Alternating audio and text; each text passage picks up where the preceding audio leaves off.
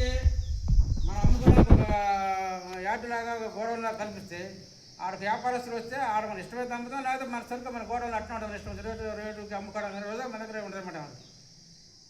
అట్లా ఏర్పాటు చేయమనేది మన సంఘం కోరే డిమాండ్స్ అనమాట. ఇది ఇట్లా కాకుండా ఫ్రీ మార్కెట్ కింద వదిలేసి ఆదానికి వాడికి ఎన్ని ముందు వాళ్ళందరూ ఒప్పందం ప్రకారం ఈ చట్టాలు తయారు చేసే టైంలోనే మనకంటే ఇక్కడ ఇంటికాడికి వచ్చే వ్యాపారస్తులు కొనుక్కుంటారు, ఒడ్లు మనకు అంత ఇబ్బంది అనిపించలేదు దాని ఎఫెక్ట్. ఇప్పుడు తెలంగాణ పోయినట్టు వాడు ఏ సరికైనా ఎట్టుకొచ్చి యార్డులు అమ్ముకోవాల్సింది, వాడు మన మిరగాలమైనట్టు వాడు వడ్లైనా ఏదైనా ప్రతిదీ యార్డుకి తేవాల్సింది.